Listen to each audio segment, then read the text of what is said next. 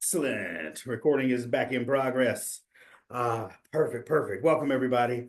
Um, Again, hope you're having a great day.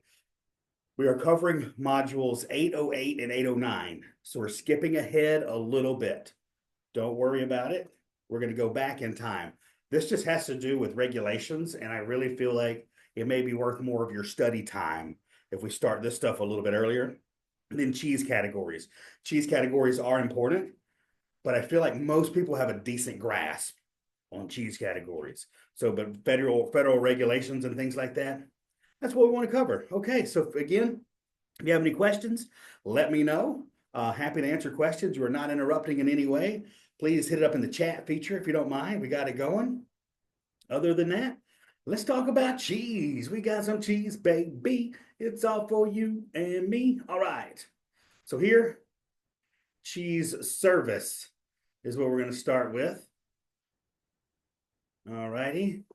So signage and labeling. I remember I did have questions on my exam where they ask about what would be the best information or the most useful information to put on a cheese sign.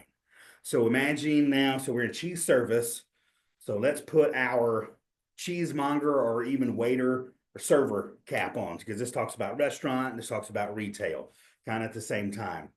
So some of the questions where if they ask you what is like the most pertinent information or most helpful information to put on a sign, there's no set regulation. There's no like law that this is the best information to put on a cheese sign.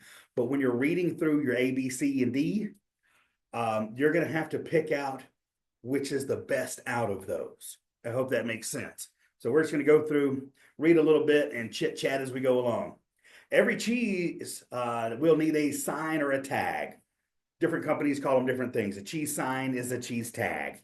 And customers will need to know how much they are or if they're not on sale. And if a cheese has a tag that describes the cheese, this can be helpful for those cheeses that have a little to no familiarity. I'm not a fan of putting a sign on a generic cheese. That's personal. It doesn't matter. It doesn't matter about an opinion.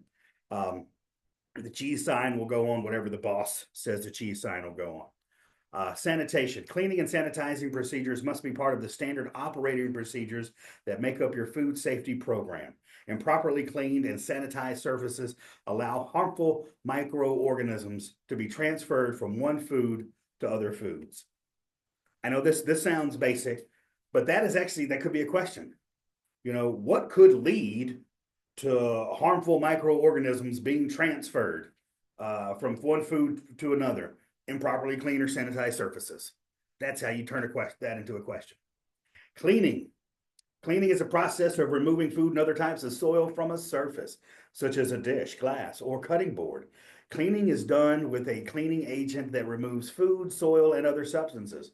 The right cleaning agent must be selected because not all cleaning agents can be used on food contact surfaces. They're not going to, there's not enough time for them to ask enough questions to go into all the cleaning agents in the world. What you will need to know, and what I recall being on my exam, was a question about sanitizing your cutting boards. So cut through the fat here. Know the proper steps of sanitizing your cutting board. It's going to give you some options. You should know that with a cutting board, you know, you you you you wash it, you rinse it, you sanitize it, and let it dry. I think those are all the best ways. All right. For example, glass cleaners, some metal cleaners, and most bathroom cleaners cannot be used. They're not going to get into that. No crap. They can't be used. But we're going to get into the specifics here. Cleaning agents are divided into 4 categories. You have detergents, routinely washed tableware, surfaces, and equipment. Detergents can penetrate soil quickly and soften it. Examples include dishwashing detergent and automatic dishwasher detergents. Now there's solvent cleaners used periodically on surfaces where grease has burned on. Solvent cleaners are often called degreasers. Acid cleaners used periodically on mineral deposits and other soils that detergents cannot remove. These cleaners are often used to remove scale and wear washing machines and steam tables. And then abrasive cleaners. Use these cleaners to remove heavy accumulations of soil that are difficult to remove with detergents. Some abrasive cleaners also disinfect.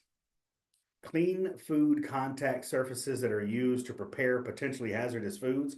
That's a lot of alliteration, it seems like, as needed throughout the day, but no less than every 4 hours. If they are not properly cleaned, food that comes in contact with these surfaces could become contaminated. So those are the big things. Like, no, there's 4 categories: detergent, solvent, acid, and abrasive. All right, sanitizing. Sanitizing is what we use a lot. I feel like I'm going in my mind to a grocery store cheese format. In retail, sanitizing is done using heat, radiation, or chemicals. Most of what we're going to do is like it's a wipe. None of us really, some of you may come from larger places in the world, facilities that have heat sanitizers. Most of us in our world, we're going to have a sanitizer spray, right? Or a bucket. Okay. Chemical sanitizers. Different factors influence the effectiveness of some chemical sanitizers. The 3 factors that must be considered are the concentration. The presence of too little sanitizer will result in inadequate reduction of harmful microorganisms. Too much can be toxic. Temperature. Generally, chemical sanitizers work best in water that's 55 degrees and 120.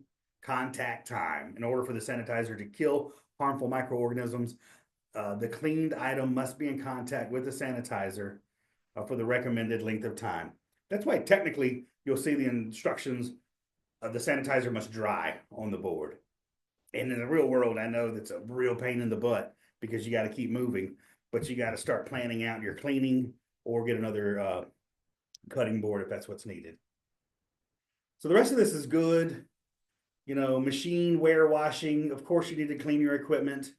You know, they may have changed that question since I took the exams. Like, you know, not how to clean a cutting board, but how to clean your platform wire cutter, which would be basically the same thing. You know, I think the trick was just making sure that you end with it being sanitized and air dried. All right. That's why I highlighted when I was going through this, looking at cleaning and sanitizing in a 3-compartment sink.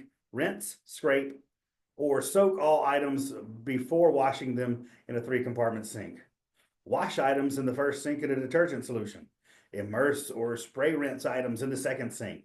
And immerse items in the third sink in hot water or properly prepared chemical sanitizing solution.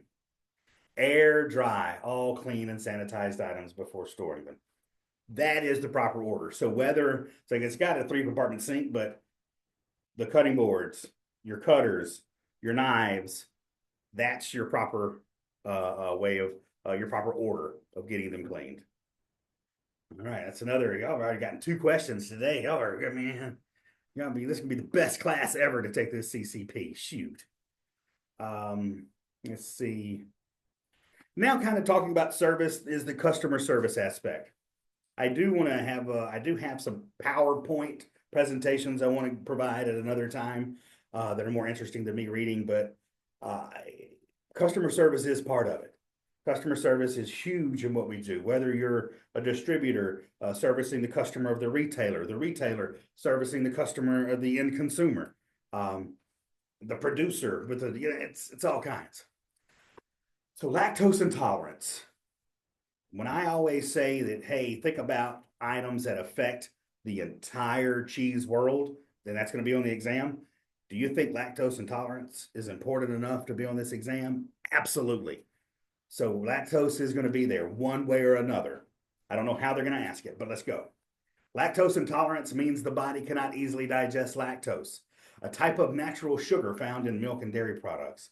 This is not the same thing as a food allergy to milk. When lactose moves through the large intestines without being properly digested, it can cause uncomfortable symptoms such as gas, belly pain, and bloating.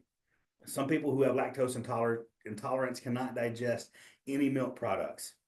Others can eat or drink small amounts of milk products or certain types of milk products without problem. Now, you and I, we know that a lot of customers, we love self-diagnosing ourselves nowadays.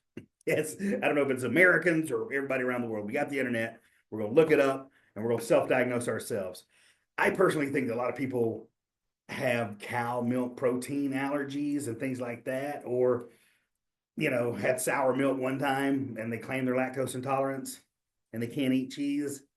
I'm not a doctor, but like some people find that they can digest the proteins and fats in goat milk easier. Anyway, we have to listen to our customer for that. Let's see. So, what causes lactose intolerance? Hopefully, you all already know this. Lactose intolerance occurs when the small intestine does not make enough of an enzyme called lactase. And that's natural. So lactase, we're all born with it. All babies, all baby mammals are born with lactase in our small intestines that help us digest milk. But as we age out, as mammals grow and age and start to eat solid food, naturally that enzyme will dissipate. And it's taken years of evolution with us humans for a lot of us to be lactose tolerant. I am lactose tolerant.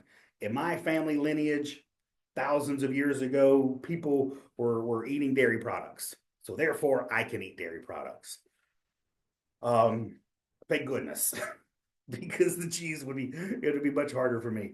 Lactose intolerance is most commonly runs in families, and symptoms usually develop during the teen or adult years. Most people with this type of lactose intolerance can eat some milk or dairy products without any problems.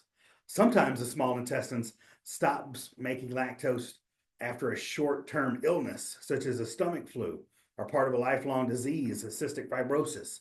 Or small intestines sometimes stop making lactose after sugar, removal part of the small intestines, all that good stuff. In these cases, the problem can either be permanent or temporary. All right, they're not going to ask you why you're lactose intolerant. That's not the point. You just need to know what lactose intolerance is. It is where you lose the enzyme lactase in your stomach. Period. Diagnosed, you may need to know a little bit like this. A doctor can usually tell whether you have lactose intolerance by asking you questions about your symptoms. They may also ask that you avoid dairy products for a short time to see if your symptoms improve. That may be on there, but let's see. How it's treated, suck it up. Just deal with it. No, you can take lactase. There are over the counter medications people take. I remember my old boss, my old job in cheese. He was lactose intolerant, but he took lactase and really didn't complain. Just ate a little bit of cheese. Does this mean lactose intolerance people could never have cheese ever? I have lactate, and you keep lactate in business. No, so thank you. See, it does work. It's gotta be hard. I know nothing of moderation. But also, if you think about it, like this whole lactose problem and digesting problem is the whole reason we have cheese.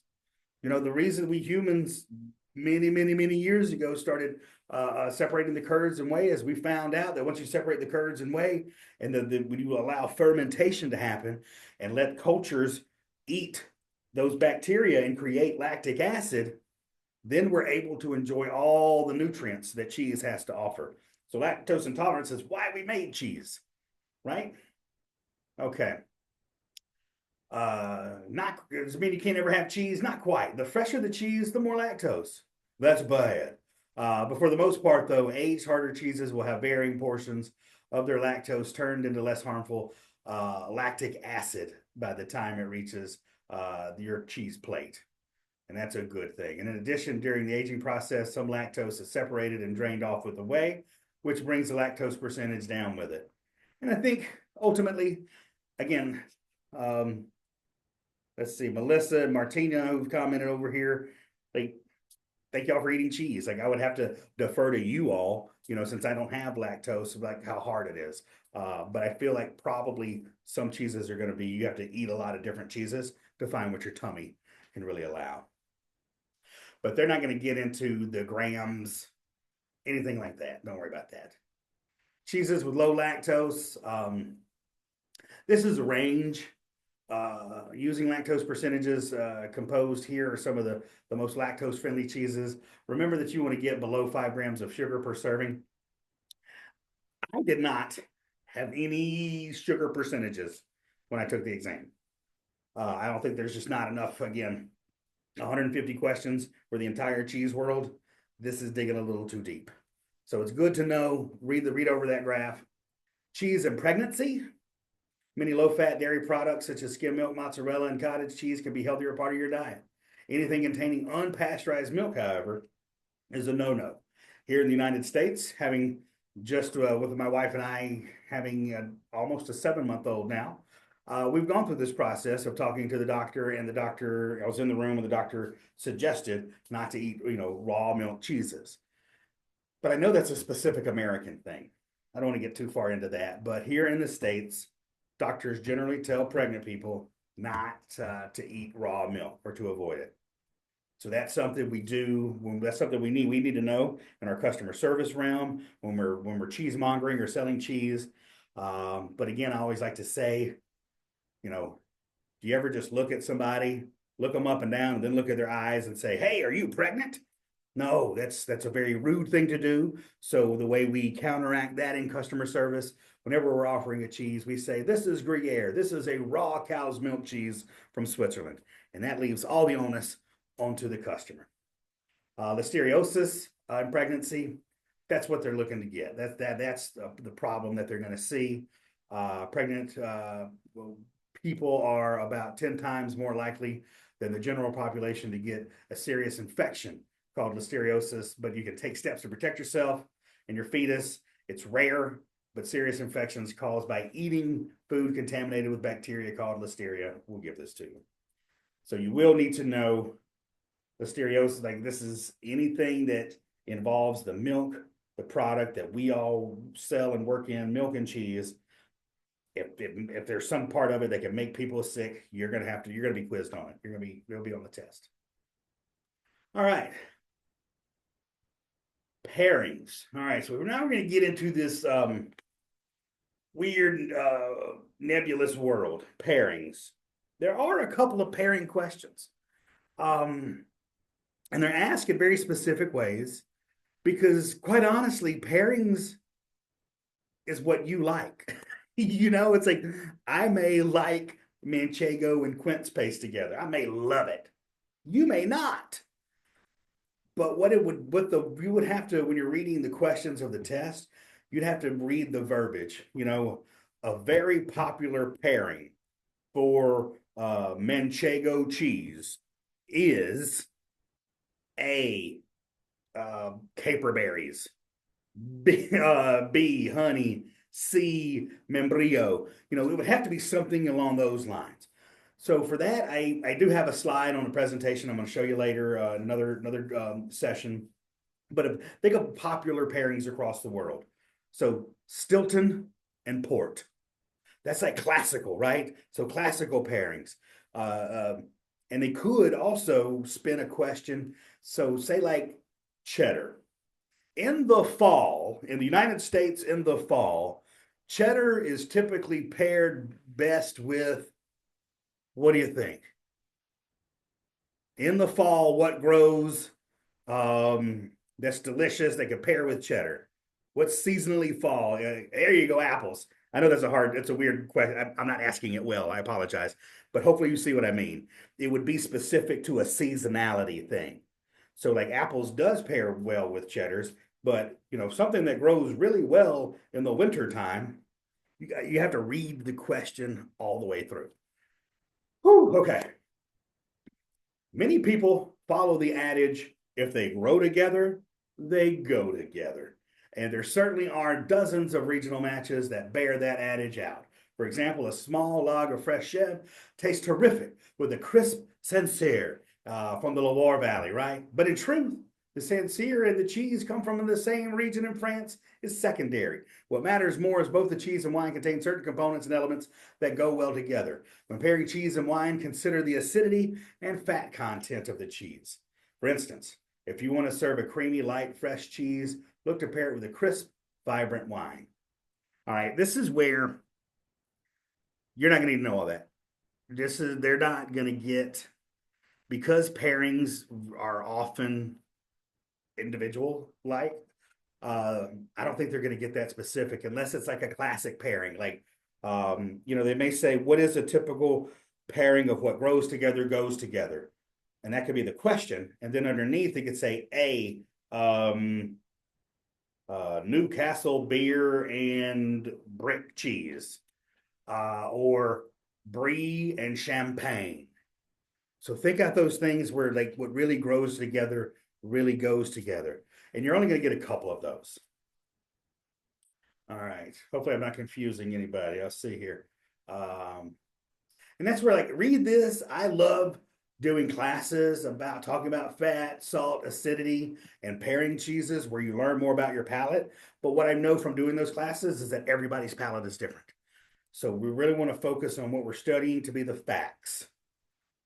Cheddar, so port and Stilton is a traditional pairing in the wintertime in England. That's off fact. All right. Let's see. Pairing partner. Good pairing, by contrast, will make you happy, filling your mouth with flavors that are pleasant and appealing. The best pairings can be otherworldly, a moment when the flavors of the cheese and the beverage are transformed by their combination. The outcome, a new flavor, revelation. That sounds pretty good. I like it. So here you go. But this is all great information for you to learn. If you want to know more about beer and spirits, remember, this isn't a beer or spirits test. It's good if you have a general knowledge, but you're not here to pair wines with cheese. That's not the test. All right, so we're going to keep going. Here, this is fun, talking about jams and chutneys. I think it's fun to know these. A chutney is a savory jam. A jam contains sugar and whole pieces of fruit. Jelly is made from fruit juice and sugar and pectin. A preserve is nearly the same as a jam, except the pieces are fruit and left in chunks. A marmalade is a preserve with citrus rinds. A conserve is a jam with nuts. That's solid information for everybody to know. But we're going to get back to seasonality, right? Here we go. Many customers do not realize that the cheeses have seasons.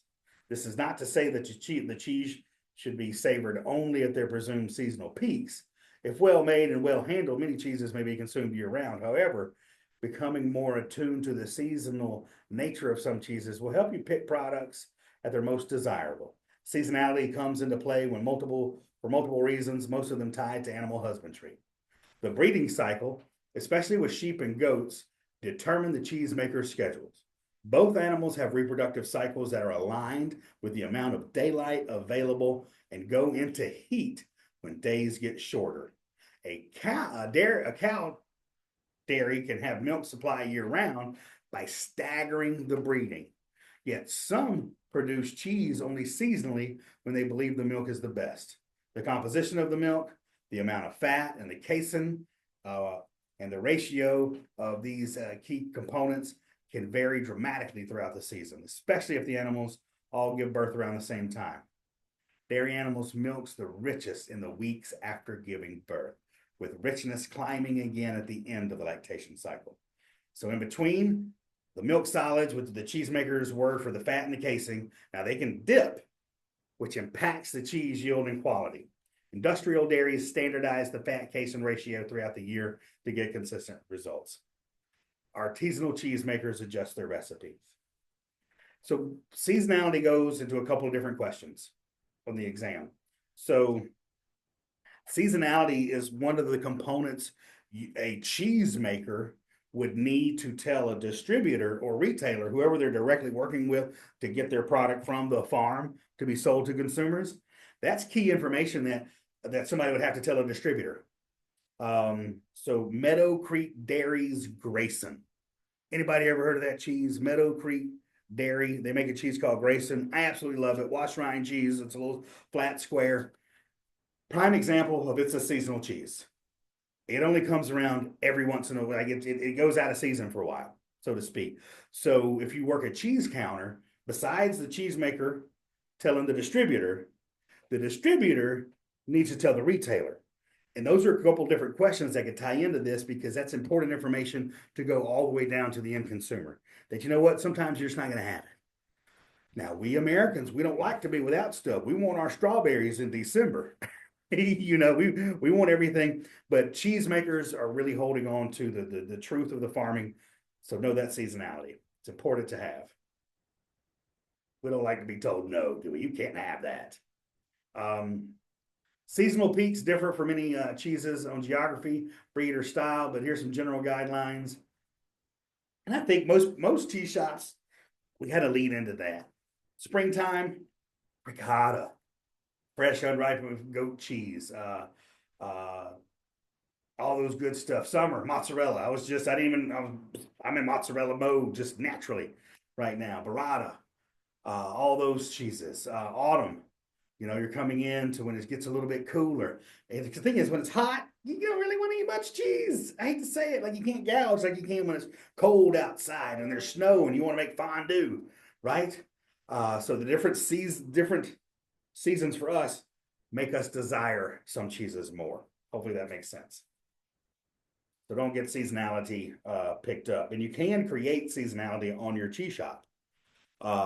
Sometimes I give hints, like especially cheese shops who do decent sales but not tremendous. Like you're not going to sell Epoisse all year round. So I advise a lot of cheese shops like pick your times, especially during the autumn into winter, especially going into the holidays when people spend money. That's time when you carry your Epoisse. You carry cheeses that are a little bit harder to sell because it's easier to sell at those times. All right, beverages. So this is all good information, but we're not going to get bogged down in this. No, we're not going to get bogged down. Here we go. Dessert wines. What grows together goes together. What's another one? What grows together goes together. Opposites attract. And likes with likes. Those are your big three as far as pairing principles. I think they're generally called. Okay, like subjective, that's the word subjective. That's the word I've been looking for in my brain. But broad rules apply and classic pairings exist. I said it before, port with Stilton, Sauternes with Roquefort. And there's going to be some others out there that we'll go through. Balance, neither should overwhelm the other. Often in cheese and wine pairings, it's based on similarities rather than contrast. Match the flavor and texture by pairing delicate cheeses with light wines. And that's a general rule. But again, I don't think you're going to get tested on that. Considerations, texture, saltiness, strength, and acidity. Creating contrasting and opposing flavors in a pairing is one approach. Salty cheeses and fruity wines can be great partners, keeping in mind to select a similar strength of each. All right. Complement and contrast. Keep in mind that cheese coats the mouth and can dull the nuances of a delicate, complex wine and exaggerate tannins. Yeah, we're not going to get too far into that. Pairing principles, though, contrast, opposites attract, creating balance and sometimes a new flavor. All righty. We're going to keep moving. This is good. I love teaching on this. This is great when you're actually doing tastings.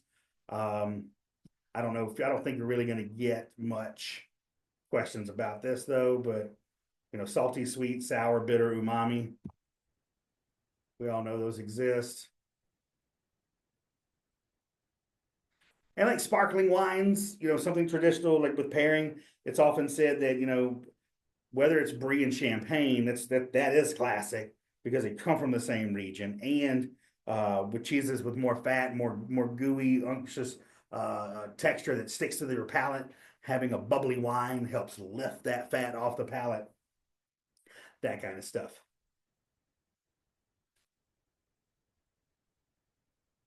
Beer Insider, do read over this. I think everything's gonna be helpful, but don't spend hours on just this.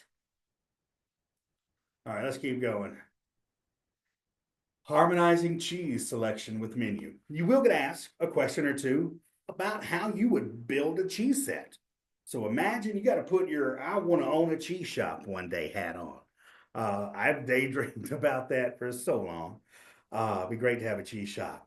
So how would you pick out your cheeses? Like you literally have to think about what does it take to create a great cheese set, covering all the categories, creating seasonality, knowing that, what would you have to do? You need to do some market research. Is there space in your community for a cheese shop? All those kind of things. So you will have to go through and think of it like a business, and you're creating a business and not just going in and being a monger, so to speak. Let's see. This is going into dining though. Optimal flavor. Freshness of the cheese has a lot to do with the flavors. If the cheese has been wrapped for several days, make sure that you trim off the sides that were exposed to the wrap. This gives the cheese a fresh look and better flavors. They will take on the flavor of the plastic wrap and it can diminish the flavor of the cheese. And sometimes that does happen. You also need to let it breathe. Cheese cart. I hate to admit this to y'all, but I don't think I've ever been anywhere fancy enough to have a cheese cart. I'm gonna have to change that. But apparently they're big deals, and we're gonna make a comeback. One way to support and encourage cheese sales is to display cheeses where customers can see them. Cheeses can be placed on cloth-covered ice to keep them somewhat cool. Covering the display with a glass or plastic dome can keep cheeses from drying out and enable them to maintain a fresh appearance. To minimize waste, display small amounts of cheese and replenish the display frequently. Amount and organization of cheese at any given time. Some restaurants simply present a pre-selected list of cheese for the day. Others allow customers to choose cheese from a cart or cheese board, or a fromagier, cheesemonger, might make suggestions and serve. A trained fromagier or server will be able to keep the cheeses looking good, inform the customers about the varieties, and assure standard portion control. In some restaurants, the sommelier oversees the cheese service. This is a little bit older, but who in restaurants nowadays is going to oversee the cheese service? CCPs, you, us. Which this also, in my mind, ties into. This is a test to become a certified cheese professional. Do you think you're going to get asked what a certified cheese professional is and what they should know? Yes. Yes. So like, what is the importance of having a certified cheese professional? That is where I relate that to a restaurant having a sommelier. Having a sommelier for a restaurant is a big deal. Having that expert there to work with the customers. In the same sense, in your cheese shop or at a restaurant, having a CCP means you have somebody of elevated knowledge that's going to be able to work on pairings and serve cheese at an expert level. All right, remember to allow the cheese to sit for about an hour at room temperature before serving. That's a general good rule, right? 45, sometimes some people say 30, 45 an hour. It depends on the size of the cheese. But fresh cheese should be treated like milk and kept cold until serving. But once you're serving, serve it at room temperature, right? All righty. So here I highlighted a lot on this page. I was going through this, doing my work, and I'm like, holy Toledo. Service consideration. So bear with me. This is not so much information, but I think this is kind of fun. But when to serve the cheese course. You can serve cheese at any portion of the meal. One advantage of serving a cheese course in a restaurant is its flexibility. The cheese course can make an appearance as an appetizer, after an entree, or as a dessert. Bars and cocktail lounges can serve interesting cheese pairings to accompany drinks as small plates on the menu. Served early in the meal, a simple composed cheese course awakens the appetite. And served after the main entree, it offers a chance to linger and extend the pleasure of the meal. Before the meal, so cheese is a starter. A cheese course before or at the beginning of the meal serves to stimulate the taste buds. Cheese can be prepared as an informal small plate or to serve with cocktails at the bar. A serving may include one or more cheeses served at room temperature. Consider such accompaniments like the olives, pickles, we all know that. All righty. Mid-meal, transitional. A recent trend pairs single cheese with a savory accompaniment before or after an entree. In restaurants, this course is often included as a prefix menu for several courses, and as part of the tasting menu includes a small serving of various selections throughout the menu. So this would be like, so traditional meal is like one. You get one pairing, one cheese and one pairing with a drink. So for like one experience. End of meal A delicious selection of fine cheeses satisfies the appetites and helps to imprint the lingering memory of a fine meal. Oh God, I've had some meals that I just want to just last forever. Many cheeses pair exceptionally well with the fresh and dried fruits. Choose seasonally available apples, pears, figs, and berries, nuts, and such. Uh, there we go. Printed out menu. I guess there's just different ways you can do it. That's not necessarily so much a question, but you can have it on a menu. You can have them presented with signage. The more important part is if you're going to have a cheese, whether at a restaurant or retail setting, what is the most pertinent information you need to relay to the guest? What do you think are some of the, and you can type this in now. Let's just see if we know this. This is a little study. If you were serving a guest, whether it be on the retail counter or at a restaurant, what are some of the most important things about that cheese you need to include? Let's see. Perfect. Milk type, treatment, origin. Lovely. Anybody else? Raw versus pasteurized. Absolutely. That's going to be a lot of it. You know, some signage you can't. Allergies. Perfect. Tasting notes. Wonderful. Flavor profile. All those things. Story, history. You guys are on it. All of these things are what you need to tell the end customer. And whether you're going to put it on a sign depends on how big your sign is.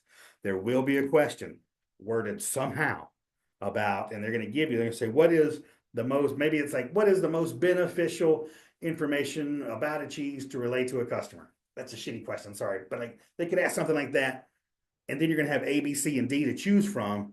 And A, B, C, and D could have A is like tasting notes, allergies, story, history. B is milk type, origin, flavor profile. And usually whichever one has the most is going to win out. But it'll be up to you to really pick out the best answer when that comes along. And I think that's what all of this is going to lead to for you. So think about that. Perfect. Potential issues of liability, there are none. We live in a fantasy world. There are no liability issues. No foodborne allergies. That's what somebody got a Yamaris out there. Put allergies. We got, you must have been reading ahead. I like it. Cheeses are a safe choice for most people. Just like any food, you got to, for me, it's more about the pairing. Unless a cheese has some weird, funky things in it, it's more about your pairing items to go with it. All righty. Make the cheese alive with anecdotes and information about the cheesemaker. Yes, this is, so this, to me, the story comes from, honestly, the mouth of the cheesemonger. That is one of our things we do, where we can have signs, and you're not going to have like a giant sign that can't have everything on it. But a cheese tag or sign needs boom, boom, boom, boom. I always say, like when I'm a cheesemonger, when I'm behind the counter, I used to say this. This is Gruyere. This is a raw cow's milk cheese for Switzerland, rich and nutty, often used in fondue. To me, that's a lot of good information in a nice tight sentence. That's what you can put on a card. But on a card, it's not going to fit. Since 1112, Gruyere has existed in the mountains of the Alpine. Like the story is going to come from you. But it's going to, like, customers usually interested in learning about new foods, and cheese is among the most popular and mysterious. When you talk about where the cheese is made and who makes it, it's interesting techniques the cheesemaker uses. Yeah, just like Mary Keene, where she got her inspiration was from the cheese Morbier. It was a dream about Morbier, and she dreamed about how beautiful a line of vegetable ash would look in that stark white goat cheese, and how it could resemble the fog rolling in off the bay. That's a story. You're not going to put that on the card. You're going to tell that. That's your human interaction. That's the romance of being a cheesemonger. Staff knowledge. How you let your customers know about fine cheese selection you offer is the first step to a successful program. The expertise and enthusiasm you instill in your staff will communicate that excitement for your customers. To cultivate a savvy staff, hold meetings. So what are some great steps to training your staff? A, cultivate savvy staff. To cultivate a savvy staff, hold meetings and introduce new cheeses. Prepare a tasting that includes each type of cheese. Let your staff practice with the sensory words they will use to describe the cheese to customers. Customers are usually interested in learning about new foods and cheese, and it's among the most popular and mysterious. Talk about where the cheese is made, who makes it, and any interesting technique the cheesemaker uses. Tell the story of how the cheese came into being, like the accidental creation of dry jack. So that's just your couple of tips. Let's keep rolling. Plating cheese, and all this is good. Read through this. This is just a little bit cutting and plating.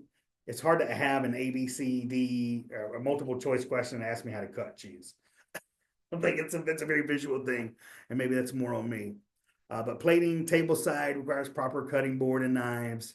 I think that's going to be your general answer if that comes along, but I don't recall questions to that. You need to focus on portioning balance, respecting the cheese, and presentation. I would say what you would be on the test more so is cheese is, however you could turn it into a question, but cheese is best eaten mild to wild. That would be more like when tasting, and they may list this out. They may list 3 different cheeses. Let's say when tasting ricotta, sartori sarvecchio, and cabrales blue cheese, which order are they best eaten? And you'd start mild and go wild. So remember that. That is going to be your biggest part on the test. Probably not going to be that easy. No. Use of proper cutting tools, knives and wires and such. Be sure to cut cheese with a proper tool. Any sharp utility knife will work to cut and serve semi-soft or semi-hard cheeses. Curved prong tip knives are special cheese serving knives with wide blades for hard cheeses and open hole blades for soft cheeses are available from culinary equipment centers, suppliers, whatever. Cheese planes are essential for shaving thin slices. A long, sharp chef knife is best for cutting wedges over a wheel. Yeah. For cutting whole wheels or blocks, use large double-handled knives, cheese wires, piano wire. That's what we called it back in the day. But we're going to get that. Proper cutting techniques, including the rind. Here we go. Milk type. The milk type of the cheese on your plate will change the overall experience and, of course, contribute to specific flavors in each cheese. Focused, vertical pairing of all one milk type. Emphasis, different styles of cheese to see the animal's milk range. The range variety of milk. So here's just saying when you're building a cheese board, you can have all cow milk, but you have different styles of cow milk. Or you could have the same style cheese like Gouda, but all different types of milk. Okay? All righty. Know your audience. We all know that. Here's a graph I worked up many years ago, deciding portion sizes. I don't think you're going to get too far into this.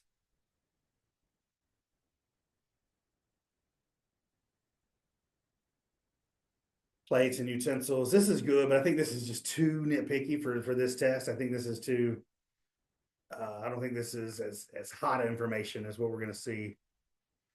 But we will talk about that. Serving, presenting, and selling cheese in a retail environment. The cheese wire. Cheese wires are useful in cutting cheese easily with minimal waste. The wire's narrow surface reduces the amount of waste resulting from cheese adhering to the cutting tool. Large wires are effective in breaking up larger wheels or blocks. So a wire usually is on a Roquefort bow. If you know that term, a Roquefort bow, you'll see that. We'll get a picture of this in a minute. I have to be careful because I grew up in a cheese environment where we just called things cool nicknames. So there are actual names for everything. Like a double-handled wire, we always called the piano wire for some reason. I don't know why. So let's take a look at, we're going to get to look at these in just a second. Let's see, let's get to that. Proper cleaning and sanitizing. Here we are. This thing's bouncing around. With the conflicting research, one can assume that neither type has the edge. As with any piece of restaurant equipment, proper cleaning and sanitizing is only guaranteed way to combat foodborne illness. Here are some simple cleaning and sanitizing procedures to follow in order to decrease food contamination. If possible, have dedicated cutting boards for raw meats and vegetables. That should be there, but hopefully in your cheese shop area, you're not going to have raw meat. Hopefully that's not going to happen. Cooking, it kills germs in meat, but vegetables are often served raw. You can be contaminated with bacteria from meat juice. Or the same, that goes back into where you store things too. After each use, scrub the cutting board with hot soapy water. A commercial dishwasher may be used but can damage wood boards. Do not leave the cutting board standing in water with facilities bacterial growth, which facilitates, bacterial growth. Periodic sanitizing plastic cutting boards with sanitizer. Spray the surface and allow to sit for several minutes. Rinse with a clean water and air dry. Allow the cutting board to dry completely. Bacteria will die after a few hours when deprived of moisture and heat. All right. And this is basic daily information, the different colors of cutting boards. We're in the El Blanco range. All right, receiving cheese. You got to put your receiver hat on. When a cheese is delivered, it should be refrigerated immediately. There's a standard checklist for receiving cheese. Check the cheese shipment immediately upon arrival. Check the price on the invoice and correct any mistakes. Weigh each piece and check for accuracy. Inspect carefully to be sure that the cheese wrappers are unbroken and the cheese feels cool to the touch. If you have any doubts, use an instant read thermometer. Do not accept cheese if the internal temperature is over 41 degrees. So I think there's a lot on here, but like don't accept it over 41. I think that's a good hard rule. Date and refrigerate the cheeses, noting when they need to be turned. Store by family of cheese under the correct conditions as described in the following section. Please check the code dates, and you will need to rotate. What does FIFO stand for? Literally, I'm asking, what does FIFO stand for? You all know this. That was a question on my test. So like, oh my God, so now you've already got 5 questions today. You guys are almost there. All right. A good workstation sanitation. This is the biggest thing I've seen as far as the most mold I've seen in cheese cases are of cheese shops who do not clean properly. That is my experience in the world after 20 years in cheese. Always maintain good sanitary practices at cheese cutting stations to prevent undesirable bacteria contamination. Here are some sound practices. Label cutting boards to be used only for cheeses to prevent cross-contamination of flavoring for different foods. Wipe down all work surfaces between cutting and different types of cheese.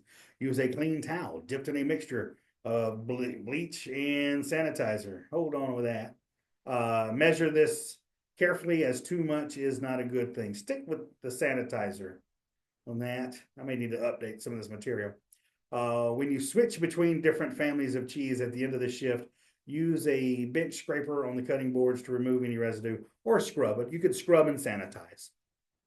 And I'll get there. All right, let's go. How to cut cheese. I don't recall any questions about how to cut cheese. Like whether it's a pie versus a cut versus a block versus a barrel cut. I don't think there are any in there. It's good to know, but I don't think there are any. Here we go to the tools. I highlighted all of these. Excuse me, I got thirsty. Use the correct tool for each cheese. That's a Roquefort bow. So Roquefort bow, I've also heard it called a harp and a wire. But Roquefort bow, those are best for blue cheeses, soft cheeses, cheeses that typically crumble and you want to get a smooth edge. Paring knife, I call that more of a utility knife in the world of cheese, oftentimes used to open packages or cut smaller cheeses. Single-handed cheese knife, that is a chef knife. Chef knife, it's very like depending, but chef knives come in 5-inch, 8-inch, 10-inch, 12-inch. You can have a giant cheese knife if you want, and you can really do a lot of work with it. But chef knife, those are good for semi-soft cheeses. Double-handled cheese knife. Those are typically thought of as Dutch, large wheels of cheese, harder wheels of cheese that are harder to get into. Your double-handled wire. That's what I call the piano wire, but your double-handled wire, that's if you ever need to open like a giant Alpine cheese, because you can set once you score it, you can set the edge, you set one of the knobs of the wire in front of the cheese, and while having the wire underneath it, you can pull it towards you, and it can accommodate a large wheel, such as Gruyere, Comté, Emmentaler, all those big guys. Then you have a platform cutter. This one, I don't know what brand that is. It's metal. Bosca makes one. There's one called Handy Cheese Cutter, and they're plastic. Whatever they are, this is going to be probably your most useful tool, especially in a larger retail environment. Grana tools. I had to know, so the rind cutter, a raptor claw, I like calling that, cleft knife, parm knife or almond knife, and a raclette knife. The raclette knife I was asked about. As far as how to scrape cheese off of a raclette knife. And then there's two tools on here that I'm going to ask you about. Have any of you ever heard of a skeleton knife? What cheese would you use with a skeleton knife? It sounds odd, I know, but it's a real thing.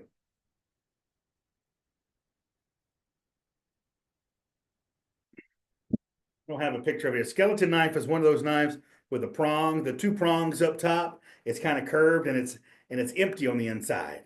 And that's meant perfect soft cheeses. It's meant for like bries, soft cheeses that would, if you had that chef knife with a wide flat blade, when you cut gooey cheeses with it, the cheese sticks to the blade. And we want to avoid that. So a skeleton knife is used.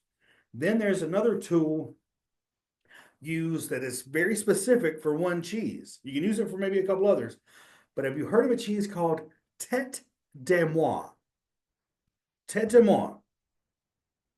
What tool is typically used to make florets with a tête de moine? Girole, yes, a girole. Bosca calls it a cheese curler. I don't know, maybe it's their own name for it, but a girole or cheese curler. Those two were on my exam. For some, now they may have changed them, and they may ask about another tool. But I had girole, raclette knife, and skeleton knife. Those three were on my exam. I forget how they were asked about, but I just wanted to drop that line to you. Now we're up to 10 questions y'all have already gotten today. Oh, goodness, y'all are going to do so well. So the tools. All right. Let's move along now to 809. That took an hour. That went by so fast. Okay. Regulations and regulators. I highly recommend you get a pen and a pad. Some of the stuff you're going to have to look up on your own, but we're going to get into some nitty gritty right now. And this is why I thought to give you, like, switching ahead a couple of weeks to give you just a little more time to study on this.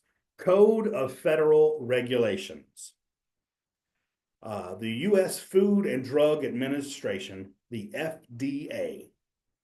You got to know that. Thing is, on part of if you're doing flashcards, acronyms. Some of them could just be acronyms. I mean, we've all heard of the FDA. Some of the acronyms can get kind of sounding like other ones, but you'll need to know that because they may not say the U.S. Food and Drug Administration. The question just may say the FDA publishes the Food Code, a model that assists food control jurisdictions at all levels of the government by providing them with a scientifically sound, technical, and legal basis for regulating the retail of food service segment of the industry. Oh, it's a lot, but that could be a question. The food, like it also could be the food code, a model that assists with the food control jurisdictions all over the government, is administered by, boom, A, the USDA, B, the FDA. So you kind of got to know who does what. All right. Good food manufacturing practices and risk management. All right. There are many tools that can be used by industry to provide active managerial control of foodborne illness and risk factors. So here you go. Foodborne illness is of utmost importance to every one of us who work in the cheese industry. From farming to serving, it affects us all.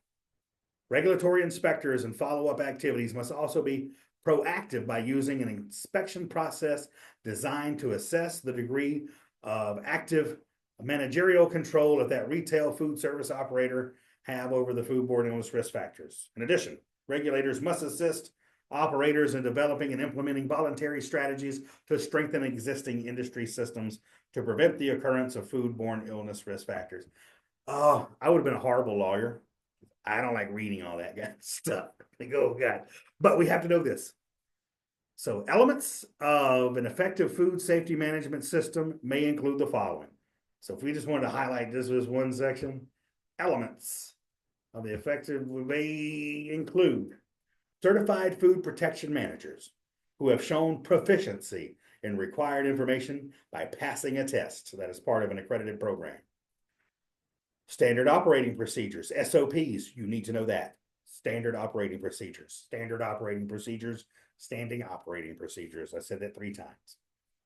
For performing critical operation steps in a food preparation process, such as cooling. Recipe cards that contain specific steps for preparing a food item and the food safety critical limits, such as final cooking temperatures. They need to be monitored and verified. Other effective food safety management systems include purchase specifications, equipment and facility design and maintenance, monitoring procedures, record keeping, employee health policy for restricting or excluding ill employees, manager of employee training, and ongoing quality control assurance, specific goal-oriented plans. That's a lot.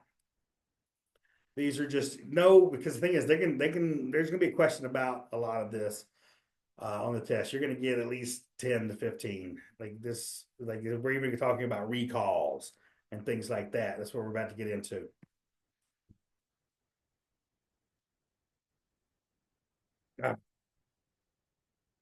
US FDA Food Code.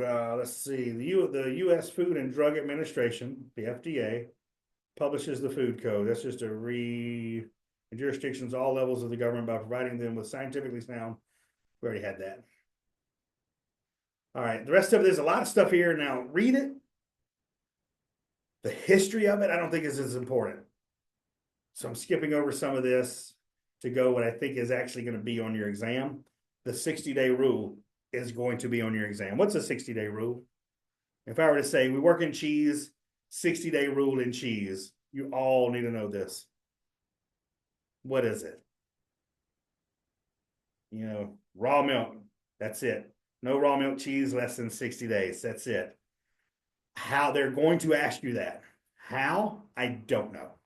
But you will get asked about the 60-day rule, and you need to know it. It's easy. All of us in the cheese world, we have it. That should be a gimme. That and FIFO should be like gimme questions for you. But it's important to understand the definition of cheese styles and differences in regulation. Cheese was originally developed by human societies as a method to preserve milk. In the U.S., cheese is usually made from cows, goats, sheep, or buffalo milk. Among 72 different cheese and cheese product types, the FDA allows only limited number of cheese types to be made with raw milk. I don't think they don't get into that. It's more about cheese needs to be 60 days or older. Doesn't matter what cheese it is. And once the cheese is 60 days or older, you can make a raw milk version. All right. So here you'll see like a lot of this underneath it. It goes back to some of the history and things like that. There's not enough time or questions for them to ask 20,000 questions about this. You're going to get hit with a couple of big questions, but let's keep going. And everything I'm skipping over here, the historical perspective, it's great. It's interesting, but they're not going to ask you about the timeline. They're going to ask you about Louis Pasteur. You want to jump back in history? You need to know about what did Louis Pasteur work on? Pasteurization, right? You'll need to know that. But I don't think the year is important. So we're skipping this page, moving on. And we're going to definitions. Definitions are facts that can be asked about. The FDA allows, okay, so in the end, goes to raw milk. Cheese produced from milk that prior to setting the curd has not been heated to the temperature of 104 to 40 degrees Celsius at the time of milking. They didn't ask that. I don't think we're even that far out. So we're going to keep going. And here you're going to see like fresh cheeses, 60-day rule, soft ripened 60-day rule. That didn't happen to me. It didn't get about a specific cheese type and about what could be raw. It was just 60-day rule. Cut and dry. All right. The European regulatory bodies, recommendations and regulations. The European Union has no aging rule, but their requirements for hygiene during milking, storing, and collection of milk for cheese making are likely much stricter than that of the US. Additionally, requirements for both animal health and worker personal health ensures safe raw milk cheese production. Cheese made from raw milk in Europe must be labeled made with raw milk. Right? Now we're going to get into a touchy subject. Tariffs. Right?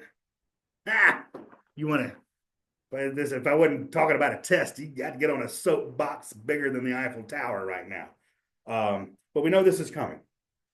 How this affects you on the exam, I don't know. Right now, I really feel like not enough is known for them to ask you specific tariff questions. I want to throw that out there.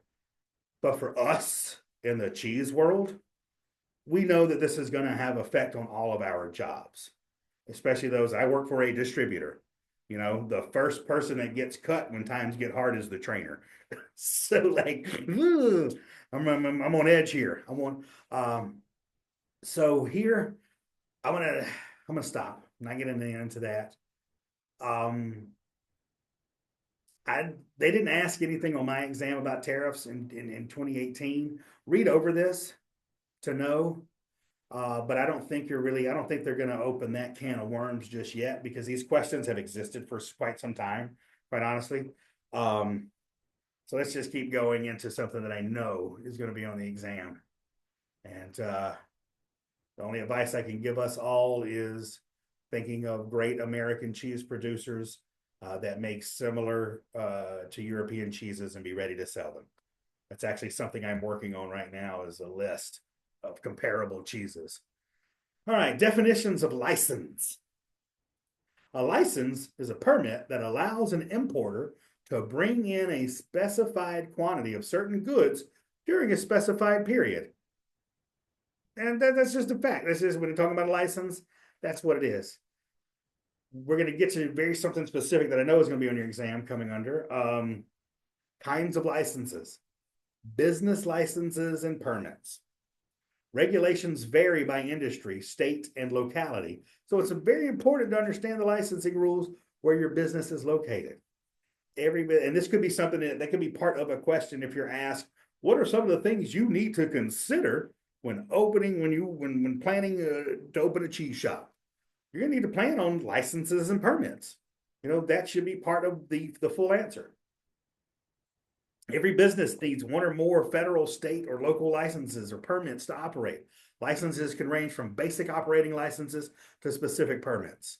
You know, you have to have a permit to sell cheese at a farmer's market, even. You know, all this has to happen. Environmental permits. Not complying with license and permitting regulations can lead to expensive fines.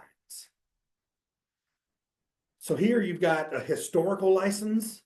Historical licenses are renewable. Non-historical licenses cannot be renewed. Designated. These cheese import licenses are issued to importers who have met the regulations, qualification standards, and have been designated by the government of the exporting country to receive a license. It's not easy. It takes a lot of work. The people that deal with licensing at our company have been doing it for like 30 years. It's something you got to, once you're in, you're kind of in. All right. But what was on the exam, and what I do think is important for you, bill of lading. Look at here.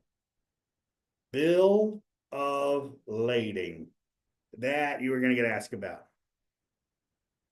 And here we go. So the next page has this on it. I'm not going to read each and every one of these points, but do read this page. What? Page 212. Straight bill of lading. This is when you are receiving, when you're importing cheese. So go over that. You may get 2 questions on that. And I'm going to talk about it right now. Traditional use of bill of lading was to establish a contract for carriage and as a receipt of goods. Over the last several years, the bill of lading has become primarily a primary source of information within the supply chain. The bill of lading has now taken on much greater importance as it is used as the scheduling and recording of shipments, as well as input to carrier EDI transactions. Many shippers have modified the form in no consistent manner to fit the requirements of the carrier and the consignee for scheduling and unloading of a shipment. So this is what happens when you're in a container and a container boat and that container drops down onto a flatbed or onto a truck. You got to have that bill of lading. The standard bill of lading document and guideline addresses these problems so processing time can be reduced while gaining accuracy. As shippers and carriers become familiar with the standardized bill of lading, individuals will easily and accurately document and extract information from this form. All right. Free on board or freight on board. FOB is an acronym which pertains to the shipping of goods. Depending on specific usage, it may stand for free on board or freight on board. FOB specifies which party, the buyer or the seller, pays for which shipment and loading costs, and or where responsibility for the goods is transferred. The last distinction is important for determining liability of risk or loss of goods or loss or damage in transit the seller to the buyer. So that's part of the contract that you got to work out. Say like, I haven't put this order in, but I work for a distributor. So we've ordered containers, plural, of Parmigiano Reggiano. But we got to know like after we order it, who's responsible for it while it's on the water. While it gets loaded up in Italy, that makes sense that while it's loaded there in a container, but what happens when it's on the water? What happens, or it's even too like brie. What happens in the wintertime when brie takes, for some reason, there's a storm on the Atlantic. So instead of 2 weeks on the water, it takes 4 to 6 weeks on the water. You got product there that's spoiled in a container before it even gets to you. Who's got to pay for it? And that's got to be part of the agreement that you have when you're buying cheese. There's a lot that goes into this business. So this is what it's talking about. All right. So know about that. And now we're going to ooh, man, today's going by too fast. Food Safety Plan, HACCP, Hazard Analysis and Critical Control Points. If I could sing that, I would. I would shout it from the rooftops. This is on your exam. HACCP, Hazard Analysis and Critical Control Point. Maybe I'll write a country song and and set it to the Hazard. Dukes of Hazzard theme song, and that'll make it stick with people. You're gonna need to know this, and before time gets too lost, I'm not trying to jump around too much, so just bear with me. The best practice guide for cheesemakers. This is a 2-study group, right? This is 2 things. Chapter 8.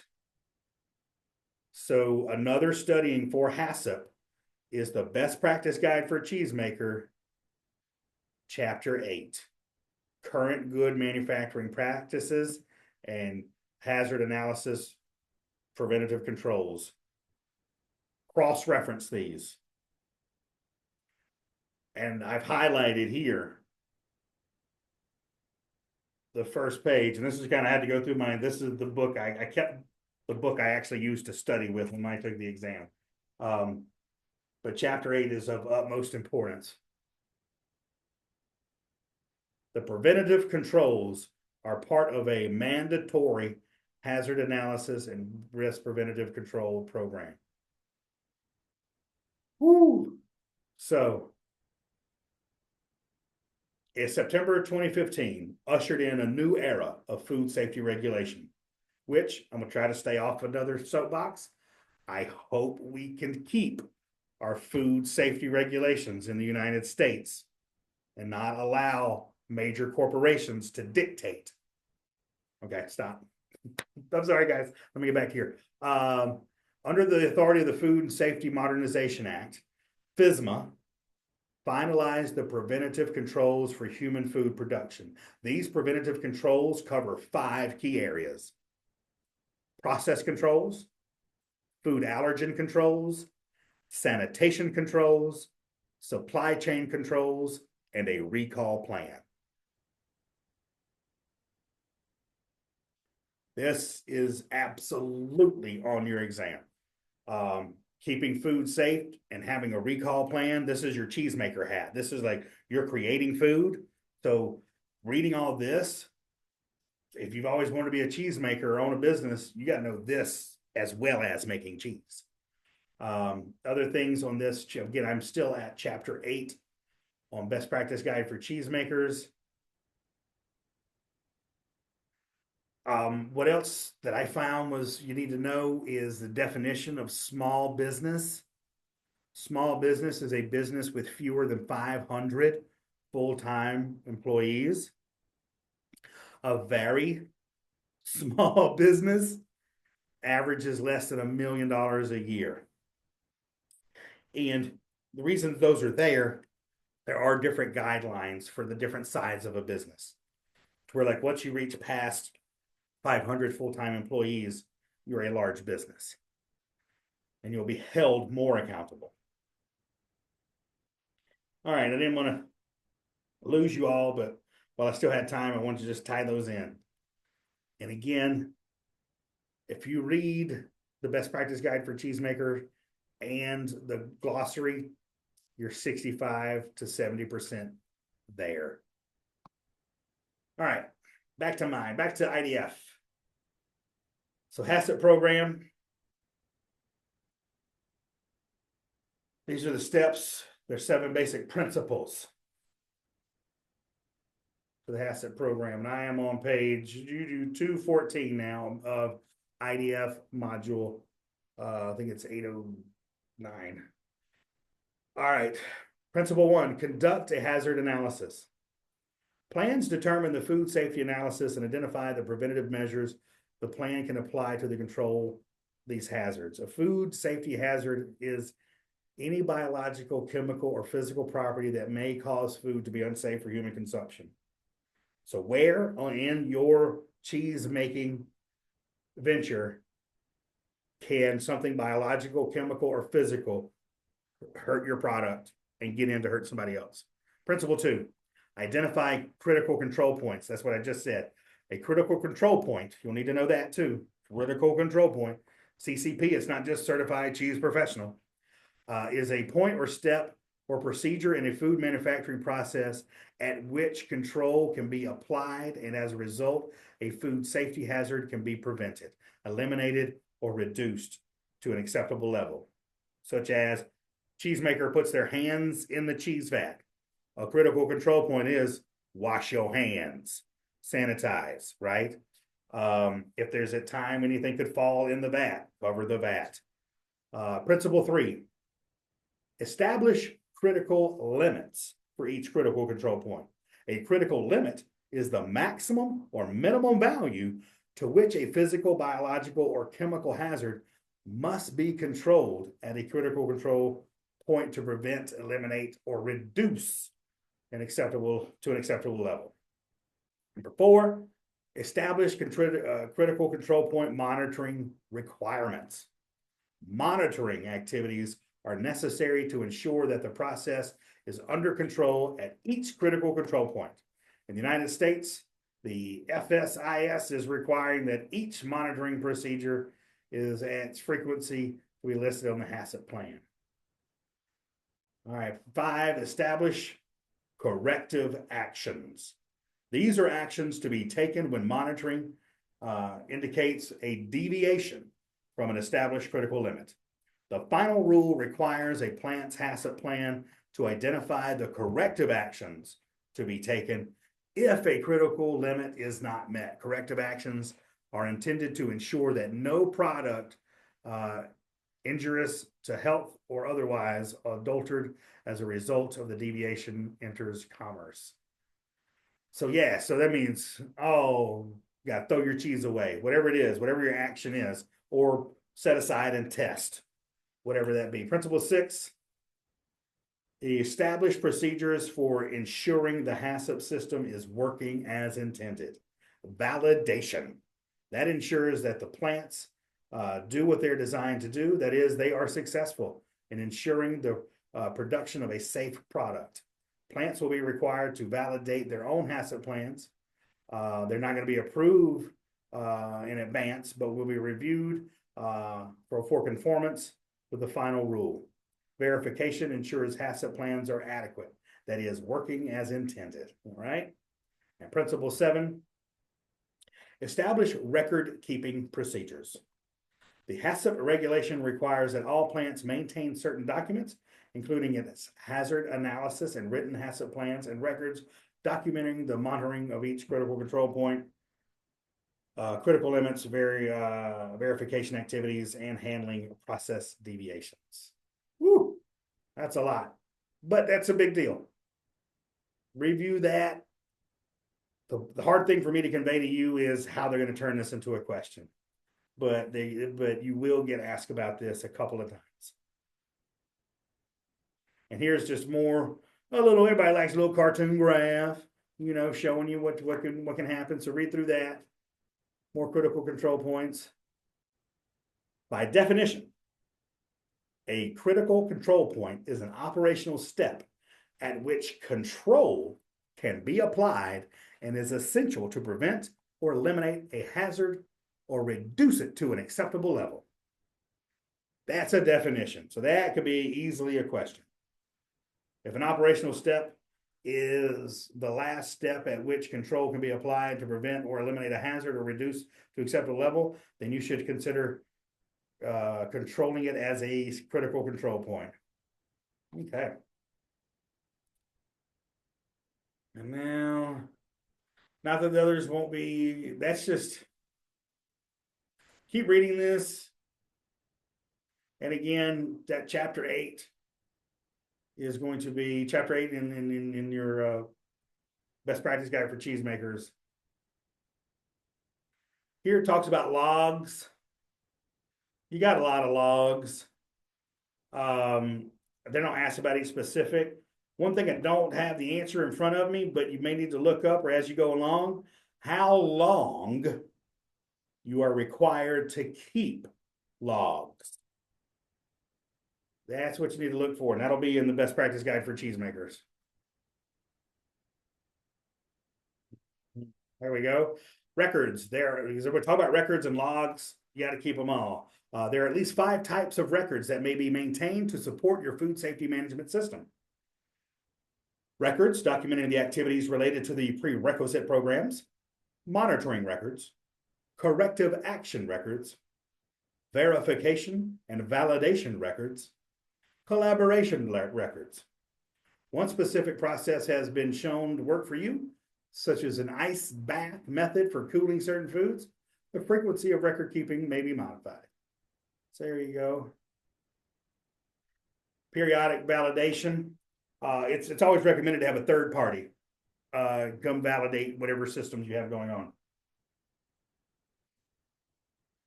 All right, once your food safety system is established, you should periodically review it to determine whether the food safety hazard are controlled within the system is implemented properly. And you'll go more into that in the other book. And then for dairy, state and local regulatory agencies are responsible for the enforcement of sanitation requirements on dairy farms and processing plants, dry milk plants, receiving and transfer stations. So that's just good to know, state and local. FDA's primary function under the Federal State Milk Safety Cooperation Program is to provide technical assistance to the states in the implementation and enforcement of their milk regulations. All righty, and then you're going to get into recalls. So I've got this all highlighted.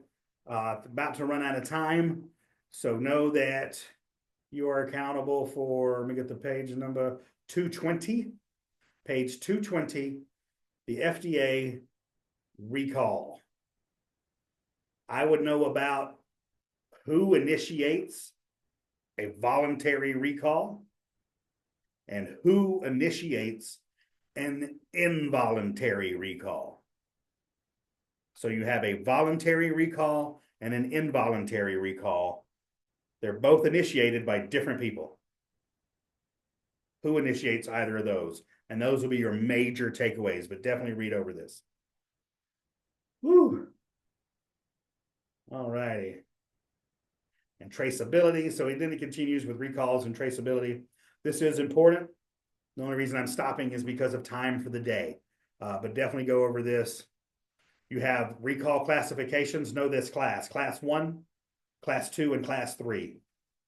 I'll go over these. Dangerous or defective products that predictably could cause serious health problems or death. That is a Class 1. Food with allergens, botulism. Class 2, products that might cause temporary health problems or pose only a slight threat of a serious nature. Okay, and Class 3, products that are unlikely to cause any adverse health reaction, but that violate the FDA labeling or manufacturing laws.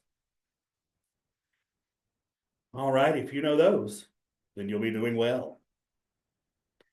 All right. Perfect. Is there now? How's everybody doing now? Everybody okay? I hope I didn't go too far, but you see that this information is just much deeper, so hopefully you get a little bit more time to wrap your head around it. But it is traceability, recalls, HACCP, very important in our industry. Perfect. So here we are again, my friends. I will